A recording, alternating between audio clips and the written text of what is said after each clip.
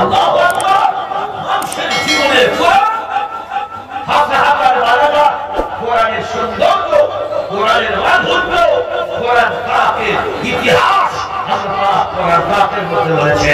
সর্বপ্রথমে যে সূরাটি আছে এই সূরাটার নাম হলো সূরাতুল বাকারা। বাকারা মানে গরু। আল্লাহ রাব্বুল আলামিন বলেন আলিফ লাম মিম যালিকাল কিতাবু লা রাইবা ফীহি। এই কিতাবের মধ্যে কোনো সন্দেহ নেই। মানুষের লেখায় ভুল হবে, মানুষের ভাষায় ভুল হবে, লা রাইবা ফীহি। এই কিতাবের মধ্যে কোনো সন্দেহ নাই। আর এই কিতাব তাদের জন্য আল্লাহ রাব্বুল আলামিন বলেন হুদাল লিল মুত্তাকিন আল্লাযীনা ইউমিনুনা বিল গায়বি ওয়া ইউকিমুনাস সালাতা ওয়া মিম্মা রাযাকনাহুম ইউনফিকুন। আমি আমার মুমিনদের জন্য যারা কোরআন বিশ্বাসী আমি তাদের জন্য আমার এই কালাম হেদায়েতের পরম সৌভাগ্য প্রদান করেছি। তারপরে মানুষ যখন কোরআন পাক তেলাওয়াত করবে আমি কোরআন পাকের বিনিময়ে খাদ্য দান করেছি। এত খাদ্য দেব, দেওয়ার পর যেটা পবিত্র হবে, বেশি হবে, সেইটা তোমরা গরীব বাচ্চাদের দান করো। আজকে যেমন দান করেছেন আল্লাহ রাব্বুল আলামিন বলেন আল্লাযীনা ইউমিনুনা বিল গায়বি ওয়া ইউকিমুনাস সালাতা ওয়া মিম্মা রাযাকনাহুম ইউনফিকুন। এরপর তোমরা বিশ্বাস করতে হবে আল্লাহকে। আল্লাহ চোখে দেখা যায় না, হাওয়া লাগে, হাওয়া চোখে দেখা যায় না, অনুভব করা যায় হাওয়া চলছে। আল্লাহ পাক বলেন আমি হলাম তোমার আল্লাহ, আমি ছাড়া তোমার কেউ নেই। রাস্তা দেখানোর মালিক একমাত্র আমার আল্লাহ। আল্লাহ রাব্বুল আলামিন বলেন ইয়া আইয়ুহান নাসু উবুদু রাব্বাকুমুল্লাযী খালাকাকুম ওয়াল্লাযীনা মিন ক্বাবলিকুম লাআল্লাকুম তাত্তাকুন। আল্লাহ রাব্বুল আলামিন বলেন হে পৃথিবীর মানুষ, কেন তোমাকে মানুষ তৈরি করেছি? আমার তাওহীদের কাজ গাইবে, নামাজ পড়বে, কোরআন তেলাওয়াত করবে, মায়ের সম্মান দেবে, বাবার সম্মান দেবে। আল্লাহ রাব্বুল আলামিন বলেন এই জন্য আমি আল্লাহ তোমাকে মানুষের মতো মানুষ তৈরি করেছি। এই জন্য তোমাকে আমি মানুষ তৈরি করেছি আমার তাওহীদকে তুমি বিশ্বাস করবে। এই জন্য আমি আল্লাহ পাক তোমাকে মানুষ রূপে আমি আল্লাহ তোমাকে আলাদা জ্ঞান দিয়েছি। আল্লাহ পাক মানুষের সবচেয়ে বড় সম্মান কোরআন পাকের মধ্যে আল্লাহ পাক কত সম্মান দিয়ে রেখেছেন। ইয়া আইয়ুহান নাসু উবুদু রাব্বাকুমুল্লাযী খালাকাকুম ওয়াল্লাযীনা মিন ক্বাবলিকুম লাআল্লাকুম তাত্তাকুন। আল্লাহু আকবার। আল্লাহ পাক বলেন আমার ইবাদত করো, আর প্রতিটা সেকেন্ডে মুহূর্তে তোমরা আল্লাহ থেকে ভয় করো। আল্লাহ বলেন বান্দা যখন আমার থেকে তুমি ভয় করবে, আমার থেকে যখন তুমি রুকু বেড়ে যাবে, আমি তোমার ঈমানকে বাড়িয়ে দেব। আল্লাহ রাব্বুল আলামিন বলেন ইন্নামাল মুমিনুনা আল্লাযীনা ইযা যুকিরাল্লাহু ওয়াজিলাত কুলুবুহুম ওয়া ইযা তুলিয়াত আলাইহিম আয়াতুহু যাদাতুহুম ঈমানা। ঝাড়খণ্ডের মানুষ হাফ বাংলা হাফ হিন্দি, আমি তো পুরো গোটা বাঙালি, আমি কলকাতার মানুষ। একটু নতুন ভাষা বোঝার চেষ্টা করবেন। আল্লাহ পাক বললেন যদি কোনো মানুষ কোরআন শোনে তাদের অন্তরটা পরিষ্কার হয়, ঈমান কত মজবুত হয়। ঈমান কি জিনিস? গাছের ফল। ঈমান কি জিনিস? কোন মানুষ আল্লাহ রাব্বুল আলামিন বলেন ইন্নামাল মুমিনুনা আল্লাযীনা ইযা যিকিরাল্লাহু ওয়াজিলাত কুলুবুহুম। মানুষ যখন কোরআন পাক তেলাওয়াত করবে আল্লাহ বলেন আমার বান্দা কত ঈমানটা মজবুত হবে। সুবহানাল্লাহ ওয়া বিহামদিহি। আজকে কোরআনের জন্য দান করছেন, কারোর জন্য না। কোরআন আছে যেখানে, আমরা আছি সেখানে। আল্লাহ পাক বলেন কোরআন পাক এমন একটি কিতাব, এই কিতাব যখন আল্লাহ পাক বলেছিল পাহাড়কে তোমার উপরে কোরআন রেখে দেব, পাহাড় বলেছিল কে শক্ত ভারী জিনিস আমি বহন করতে পারবো না। আল্লাহ রাব্বুল আলামিন বলেন লাউ আনজালনা হাযাল কুরআনা আলা জাবালিন লারাআইতাহু খাশি'আন মুতাসাদ্দি'আন মিন খাশিয়াতিল্লাহ। এ পাহাড় আমি তোমার উপরে কোরআন অবতীর্ণ করব। আরে পাহাড় বলে আমি টুকরো টুকরো হয়ে যাব, আমার উপরে কোরআন অবতীর্ণ করো না। আজকের যে হাফেজে কোরআন, এদের কথা কোরআন পাকে এসেছে দেখেন, 15 পারা খুললে পাওয়া যাবে এই হাফেজে কোরআনের নামে আল্লাহ পাক কি বলেছেন। আল্লাহ রাব্বুল আলামিন বলেন ইন্না আরাদনাল আমানাতা আলাস সামাওয়াতি ওয়াল আরদি ওয়াল জিবাল ফাআবাইনা আন ইয়াহমিলাহা ফাআশফাকনা মিনহা ওয়া হামালাহাল ইনসান। পাহাড় তোমার উপরে কোরআন রাখবো না, জমিন তোমার উপরে রাখবো না, আসমান তোমার উপরে রাখবো না। এই মাটি দিয়ে মানুষ তৈরি করবো, আর মাটি দিয়ে মানুষ তৈরি করার পর আমি আল্লাহ তার পক্ষের মধ্যে অন্তরের মধ্যে আমি গোটা কোরআনকে হেফাজত করে রাখবো। আল্লাহু আকবার। কোরআন পাক আল্লাহ এত বড় শান, এত বড় নিয়ামত, আসমান জমিন কারণ করে আল্লাহ কোরআন রাখেনি। এই মাটি দিয়ে মানুষ তৈরি করে কোরআন পাকটা সেই জায়গা কলা গাছ আছে, কলা গাছের মোচ আছে। আল্লাহ পাক বললেন এই রকম থোকা থোকা যেমন ঝাড়খণ্ডে পাথর আছে, মাটির নিচে উপরে পাথর গুছানো আছে, আমি আমার হাতে যে কোরআনে রং করে আমার কোরআনকে ওই রকম গুছিয়ে গুছিয়ে আমি আল্লাহ পাক 114টা সূরা আমি আল্লাহ তার অন্তরে হেফাজত করেছি। সুবহানাল্লাহ ওয়া বিহামদিহি। আল্লাহ রাব্বুল আলামিন তারপর বলেন কোরআন শরীফ তোমার স্ত্রী প্রতিটা দিন সন্ধ্যা সকালবেলা বাড়ি থেকে তেলাওয়াত করে। ছোট বাচ্চা কোরআন তেলাওয়াত করছে, আমি এত বড় হয়ে গেছি আমি কোরআন জানি না, জান্নাতে যাওয়ার জন্য সার্টিফিকেট দিয়ে দিচ্ছি, কোরআন জানি না। আমি এত বছর দুনিয়ায় আছি কোরআনটা জানতে পারলাম না। মানুষের জীবনে সর্বপ্রথমের ফরজ কোনটি? ইলম অর্জন করা ফরজ। গুড ইলম যদি না থাকে তার জ্ঞান কোনদিন ফিরবে না। ইলম মানে আরবি নয়, ইলম আরবি ভাষা, জ্ঞান হলো বাংলা ভাষা। জ্ঞান অর্জন করা ফরজ। পাগলের জন্য নামাজ নয়, পাগলের জন্য রোজা নয়, পাগলের জন্য হজ নয়। আল্লাহ রাব্বুল আলামিন বলেন পৃথিবীর মানুষ ইলম অর্জন করা ফরজ। যে ইলমের মধ্যে আল্লাহ তার রাসূলকে খুঁজে পাওয়া যাবে। নূন ওয়াল কলামি ওয়া মা ইয়াসতুরুন মা আনতা বিনি'মাতি রাব্বিকা লিমাজনুন। আল্লাহ বলেন যে কালি দিয়ে লেখা হয়েছে, আমি আল্লাহ পাক আমার কালামুল্লাহ শরীফের ক্ষমতা পাবো।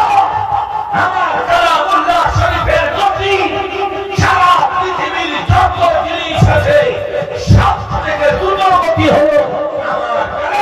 একটা শরীর।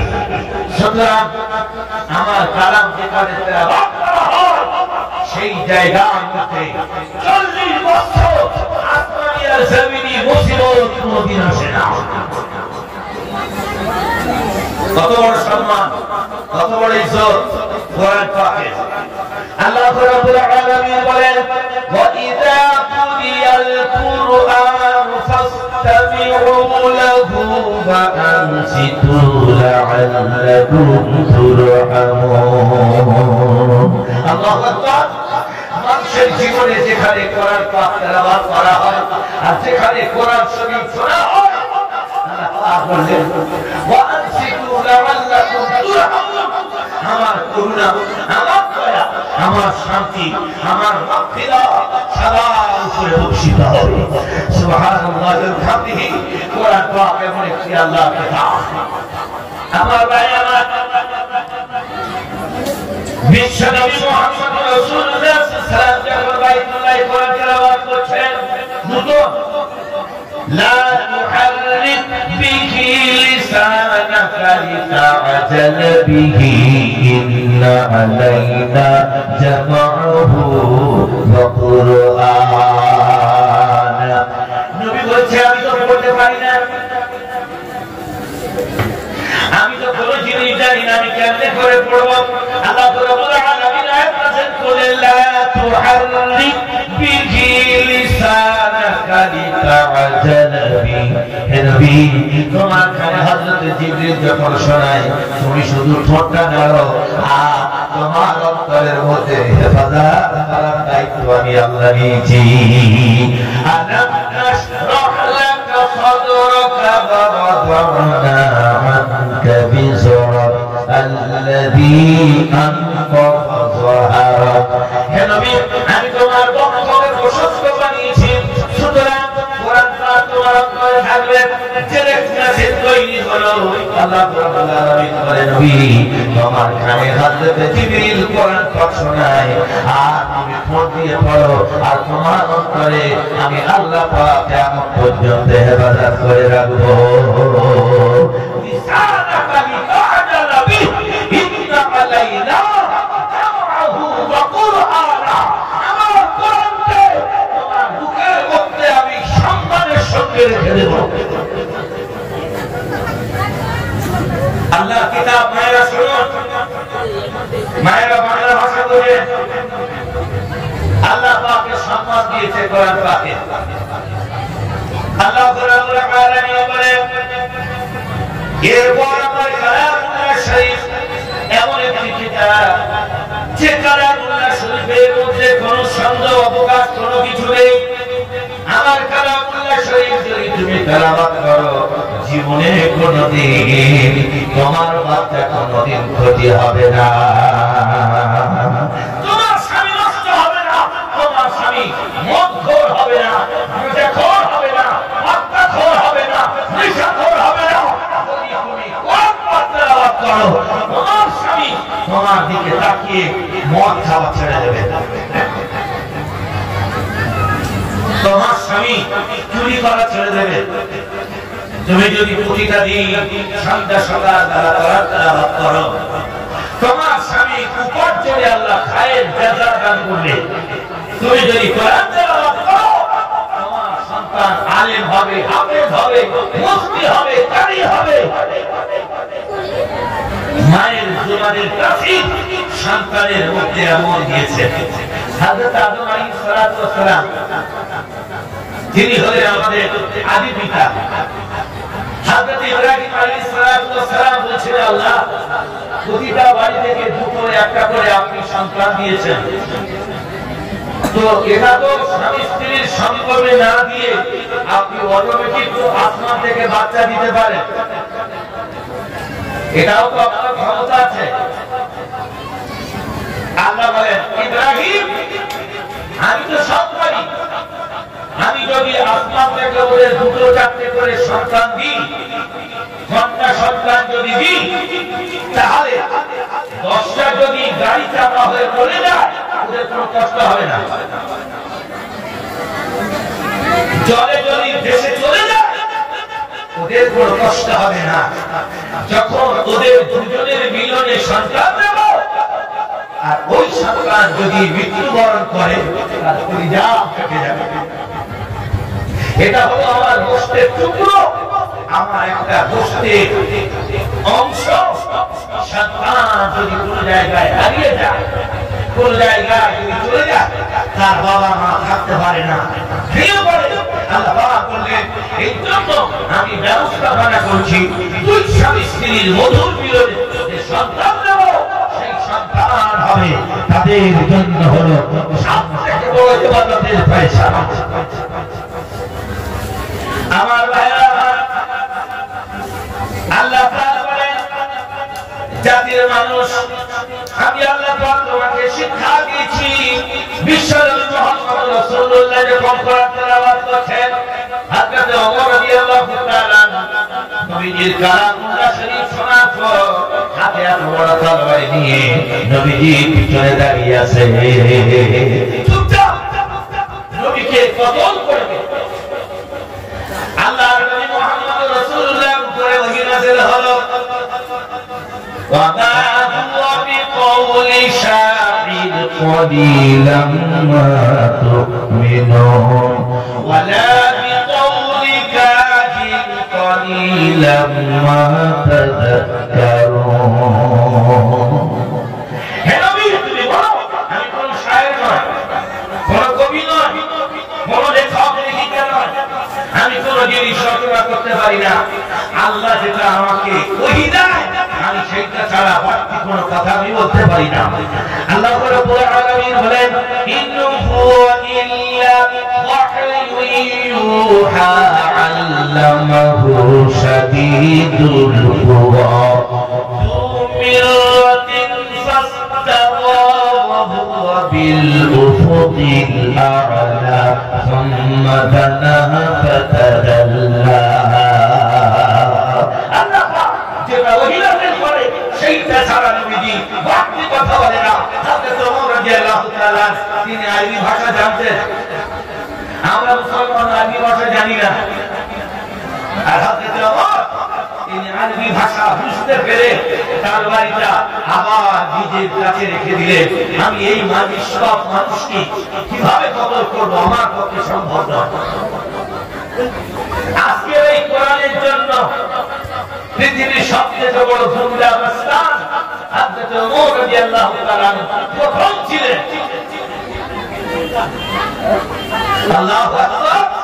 হযরত ওমর রাদিয়াল্লাহু তাআলা নবীজির কবর করার জন্য তরবারি লিখে রেখেছেন মুহাম্মদ বিন তালবা।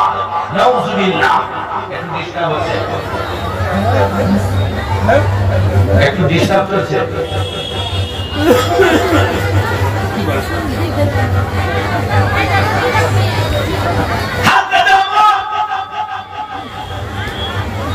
নবীজিকে কতল করার জন্য প্রস্তুত, ঘোড়া ধরে নবীজির দিকে অগ্রসর হওয়ার আগে সাহাবীরা বললেন হুজুর আপনাকে কতল করার জন্য ওমর আগে আসছে। নবীজি মুচকি হাসলেন। কেউ যদি কারো জবাই করা কতল করার জন্য আগে যায় সে হাসে, সেখানে সে চিন্তা করে আমি ওর হাত থেকে বাঁচবো কিভাবে। وقاتلوا في سبيل الله حتى يقاتلوكم فيه।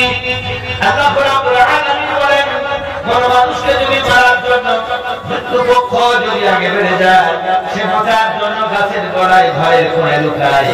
বিশ্বনবী মুহাম্মদ রাসূলুল্লাহ সাহাবীদের নিয়ে তিনি হাসতে না বলছেন, সাহাবীরা চুপচাপ বেড়ে যাও, কথা বলো না, ওমরকে আমার কাছে আসতে দাও। আল্লাহ নবী সাহাবীরা বলে হুজুর সেই তরবারি বিশাল বড় ধার, সেই তরবারি লিখে রেখেছে মুহাম্মদ বিন তালবা, শুধু আপনার কতল করার জন্য ওই তরবারিটা তৈরি করেছে। শীতের বেলা ওই তরবারি